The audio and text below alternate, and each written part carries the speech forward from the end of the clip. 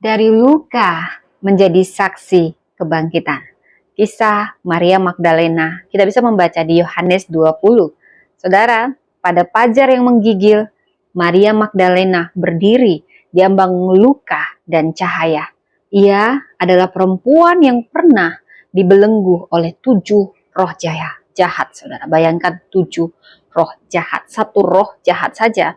Wow, udah menggelepar-gelepar, saudara. Namun, kini dia berdiri sebagai saksi pertama kebangkitan Sang Juru Selamat, Sang Mesias, Yesus Kristus. Dan saya menyebutnya dari luka masa lalunya, dari tangis kesepian dan pengkhianatan, Maria memilih tetap datang ke kubur, tidak dengan kekuatan, tetapi dengan cinta. Ia mencari mayat Yesus, namun dia menemukan kehidupan. Saudara, bila kita masuk lebih dalam keheningan pagi, tangisnya menjadi doa. Ia menangis, tapi Yesus memanggil namanya, Maria. Dan dunia berubah dalam sekejap, duka menjadi pengutusan. Maria tak lagi perempuan yang disembuhkan, melainkan pembawa kabar sukacita pertama. Aku telah melihat Tuhan.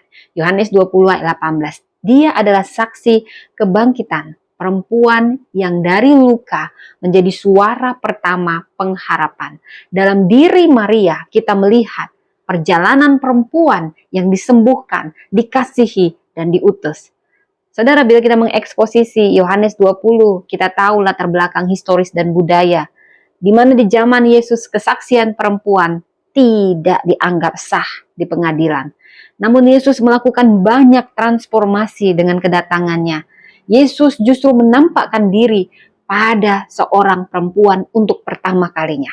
Ini penghormatan untuk perempuan. Ini menyatakan radikalitas kasih dan pemulihan Allah. Bila kita membahas dari Yohanes 20 ayat 1 sampai 18, Maria datang pagi-pagi ke kubur dan batunya sudah terguling. Saudara, Petrus dan Yohanes menyelidiki kubur yang kosong. Bila kita masuk ke ayat 3 sampai 10. Namun di ayat 11 sampai 13, Maria menangis di luar kubur dan dia melihat 2 malaikat. Yesus menampakkan diri dan memanggil Maria.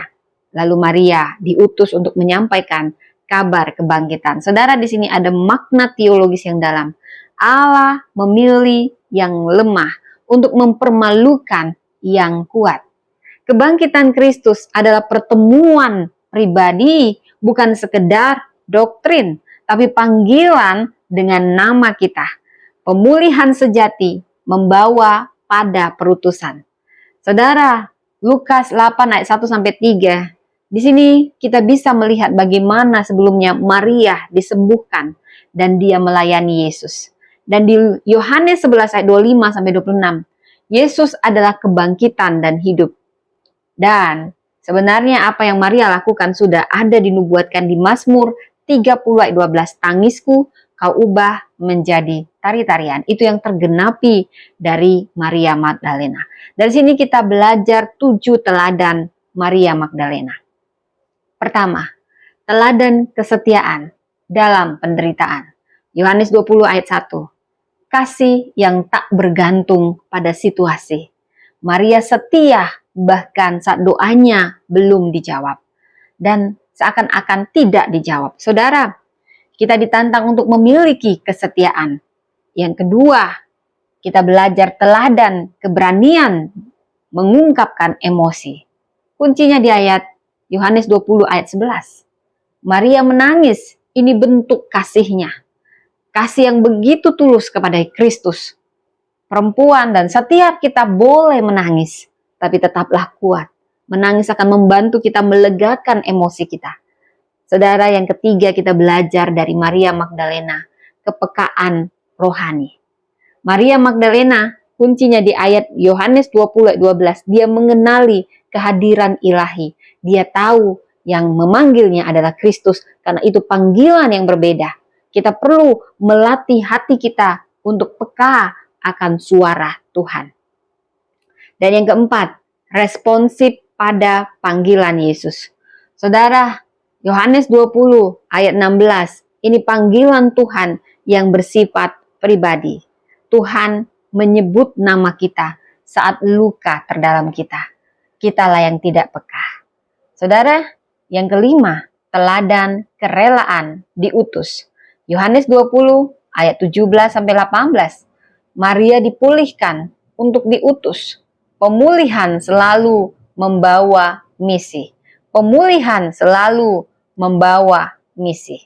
Kemudian yang keenam, teladan kerendahan hati. Yohanes 20 ayat 16.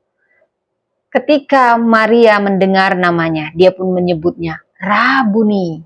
Ini kesadaran siapa diri kita di hadapan Tuhan. Dan ketaatan menyampaikan Injil. Yohanes 20 ayat 18. Wanita pertama yang mewartakan Injil adalah seorang perempuan Samaria. Dan wanita yang pertama mewartakan kebangkitan Kristus adalah juga seorang wanita, Maria Magdalena.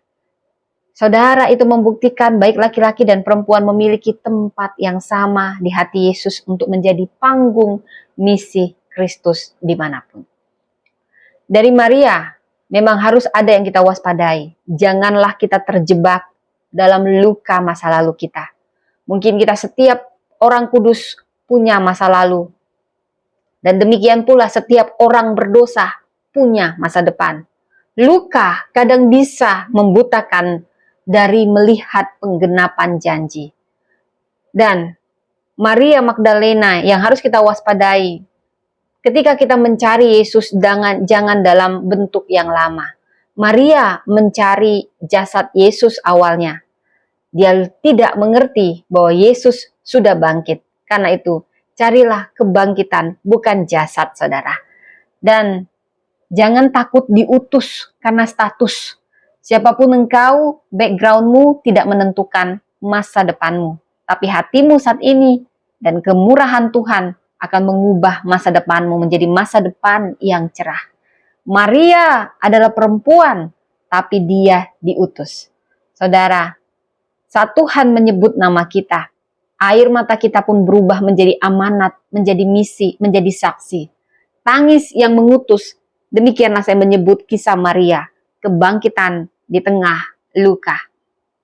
Dari air mata ke misi, ke amanat. Maria Magdalena yang sudah sembuh dari 7 roh jahat menjadi pengikut Kristus yang paling setia, yang mengikuti perjalanan salib sampai kebangkitan. Dan setia sampai akhir hayatnya. Di saat kelam penyalipan, dia setia tinggal, menguatkan, menghibur Yesus dengan luka di hatinya. Saudara, pagi itu ia datang untuk melihat jenazah awalnya, tapi justru dia menerima hidup yang baru. Dari sini kita belajar 3 hal, bahwa Yesus hadir dalam tangisan terdalam kita. Yohanes 20 ayat 11. Seperti seorang ibu berdoa sendiri saat anaknya jatuh dalam dosa, sampai anak itu bertobat. Saudara, Tuhan menyebut nama kita saat dunia mungkin melupakan kita. Yohanes 20 ayat 16.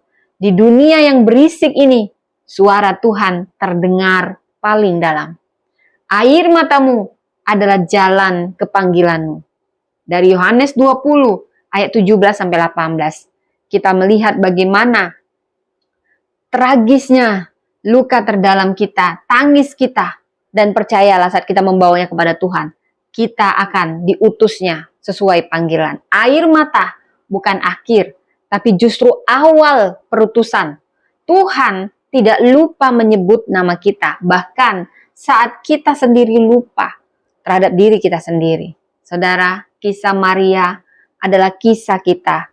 Luka menuju cahaya, air mata menuju misi. Dari yang tadi anggap menjadi saksi pertama kebangkitan. Demikianlah kata Tuhan, seperti Maria Magdalena, Tuhan ingin memulihkan semua kita, sembuh, menyuarakan suara Tuhan. Luka-luka yang kita alami tidak pernah sia-sia. Itu pintu menyaksikan kebangkitan Kristus. Dan melalui kita, saya berdoa kita membawa setiap orang dari air matanya juga menuju pengutusan. Dari luka menjadi suara, bangkit dan bersuaralah. Kita telah ditebus, dipanggil dengan nama Sang Kristus. Luka tidak lagi jadi beban, tapi bekal. Bersaksilah dan bersih